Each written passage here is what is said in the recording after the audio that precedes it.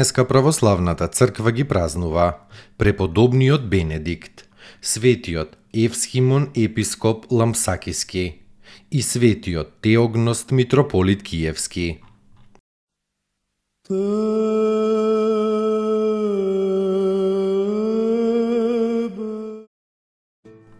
Преподобниот Бенедикт роден е во Нурсиската област во Италија во 480 година, од познати и од богати родители. Во училиште не се задржал долго, оти самиот увидел дека поради книжевното учење може да го изгуби големиот разум на својата душа. И излегол од училиштето ненаучен мудрец и разумен незнајко. Избегал во некој манастир каде што инокот Роман го замонашил, после кое се повлекол во една шпилеста гора, каде во пештера останал повеќе од 3 години на голем труд околу својата душа. Роман му донесувал леп и му го спуштал од шпилестата карпа со јаже до пред пештерата.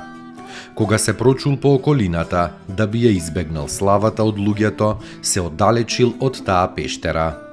Кон себе бил мошне суров. Еднаш, кога нечестниот бес на телесната поход го спопаднал, тој се слекол гол и се тркалал по копривите и трњето се додека не ја отстранил и секоја помисла за жена. Бог го надарил со многу духовни дарови. Продзирал, исцелувал, изгонувал лоши духови, воскреснувал мртви, им се јавувал на други и најаве и на далечина во сонот. Еднаш провидел дека му е послужена чаша вино со отров.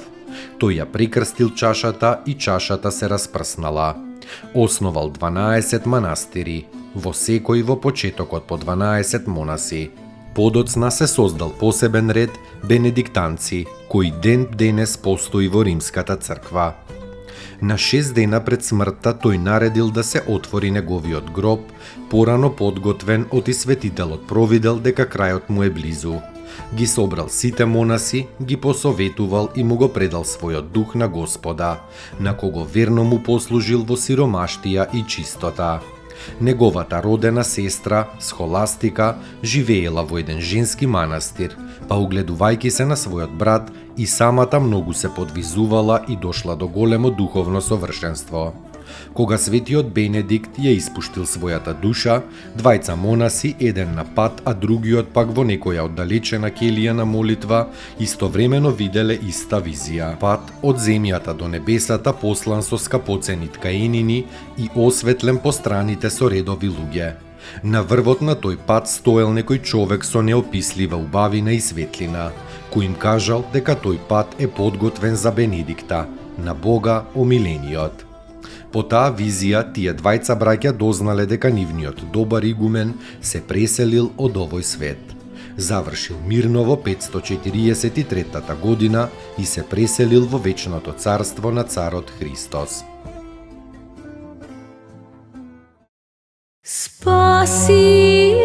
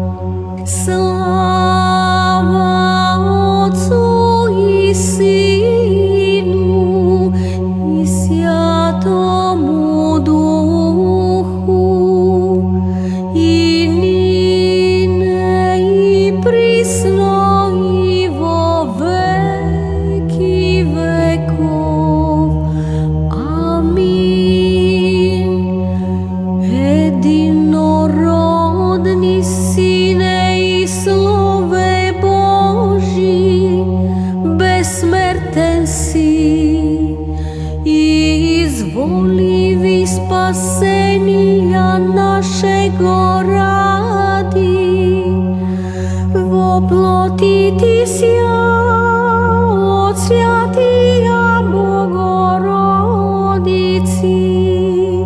и присно Деви Марии, непреложно во человечи вися, распнися же Христе Боже, смертию смерть поправи, един си святия Троици, спрославляеми Отцу и Святому Духу, спаси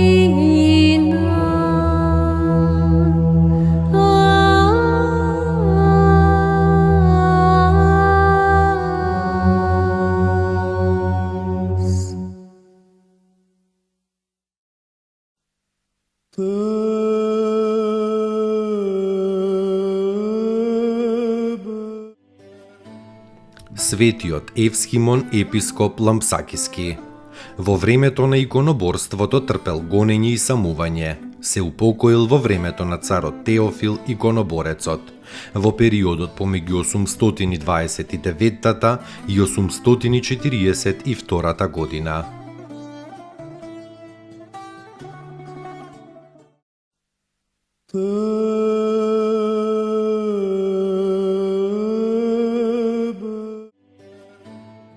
Светиот Теогност митрополит Киевски. Грк по потекло и преемник на светиот Петар Киевски. Страдал многу во монголската орда од Джинибек, затоа што бил наклеветен кај монголскиот цар од своји луѓе, руси, како не му плаќал на царот никаков данок за својот чин. Кога царот го повикал и го прашал за тоа, тој рекол: Христос, нашиот Бог, ја искупи црквата своја од незнабожците со честната своја крв. Зошто сега да им плаќаме данок на незнабожците? Најпосле некако се ослободил и се вратил дома. Управувал со црквата 25 години. Се упокоил во Господа во 1353 година.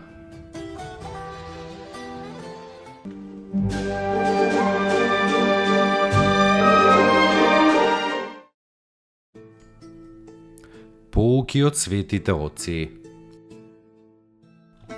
Доколку не си радосен, што и да сториш, дури и твоето покаяние и твојата љубов нема да бидат вистинити. Старец Емилијан Симонопетриски.